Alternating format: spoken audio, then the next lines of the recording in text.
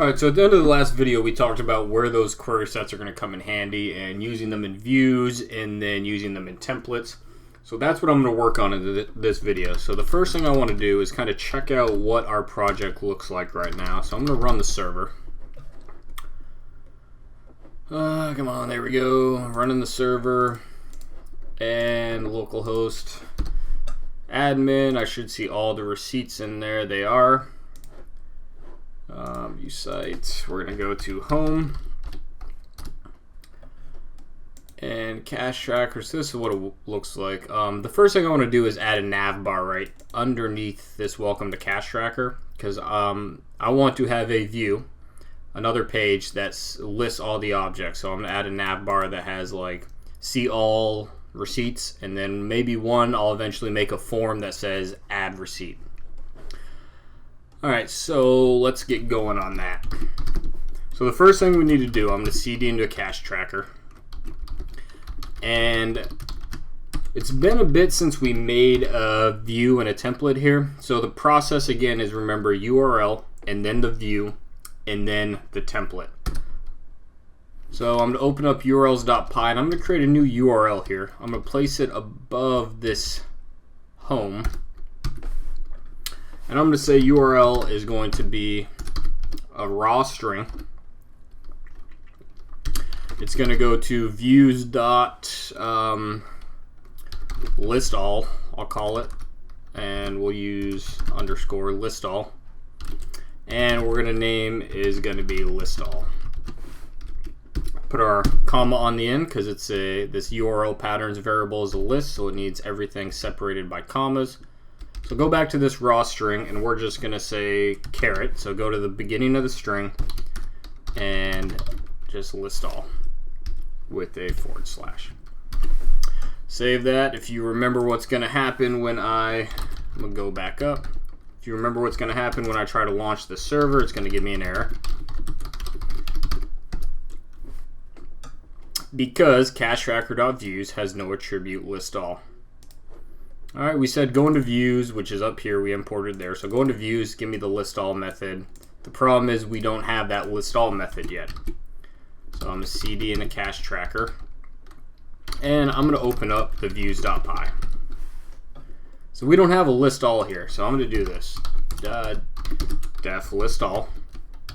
Every view needs to take in a request. And I'm going to say just my my query, so my query set here is going to be receipt.objects.all, just like we would in the shell. And now I'm going to say context equals q. We're going to say query and q.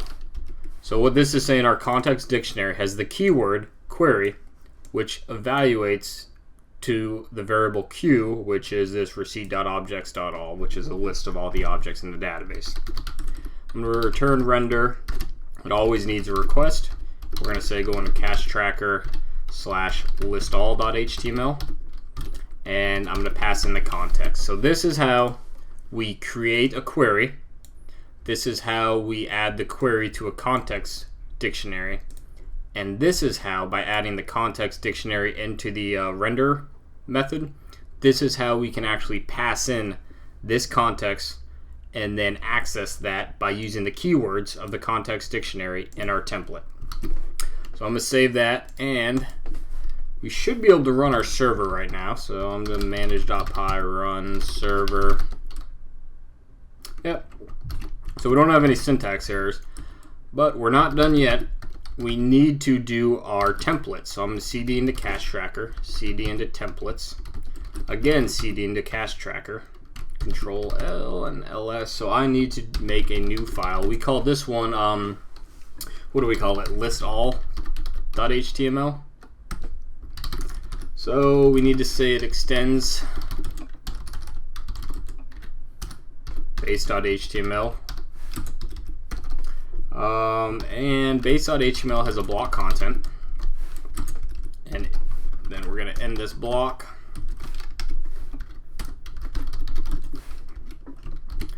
So now I'm going to create a for loop in Django syntax, which is, well, first I'm going to check if that exists. So if query, and let's do an else here. Else, and if. All right. So no query found. P. So if query, I'm going to say for Q in query, and we're going to end this for loop. And I'm just going to print out, we're going to say P is going to be Q dot, I don't know, we'll just call it merchandise for right now. So what should happen is if we pass in a query to this, so if the query set is not empty, so if the receipt.objects.all is not empty, we're going to do this. We're going to create a for loop and loop over every element in that receipt.objects.all list, because that's what this query keyword in our context dictionary equals. For every element in there, we're going to create a new p tag, and we're going to say in that element print out the merchandise, and actually this needs to be in double curly braces. And I'm going to explain more about this here in the future. I just want to make sure this works. So what we need to do is, I guess we could just test this. cd up. I need to go back up to my root level directory, and I want to say python manage.py run server. And let's see what URL we went to. So we called it, URL was cache tracker / list all. So let's see if we can manually type that in. So here's cache tracker. Instead of home, let's try list all, see if we have any, yeah. So receipt is not defined, and that's in the view. That makes a lot of sense, because again, I never told it. Right here it's saying I don't know what receipt is. So from .models,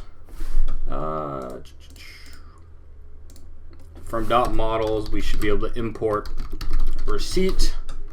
Now it knows what receipt is, so let's try this again. Refresh this, and there you go. So it loops through each one of the items, and it's just printing out the merchandise right now. Say we wanted to add the price as well, so we're going to do merchandise, and we're going to say again, open up. These two curly braces are like syntax or context variables, if you will. So you had the curly brace with the %sign, that was all Django keywords. But when you're accessing elements of your elements of the context and elements of an object, of a receipt or of a model, you need to use the curly braces, double curly braces. So yeah, it's a little confusing, but you'll get used to it very fast. So let's refresh this, and because I said p.price, it's q.price. There you go. All right. So it's a little long video, but that is your first introduction to actually using those query sets and views, passing them via the context dictionary into a template, and then accessing them in the template and looping over them. Again, it's definitely probably pretty confusing at this time, but practice a little bit more with it and you'll get it.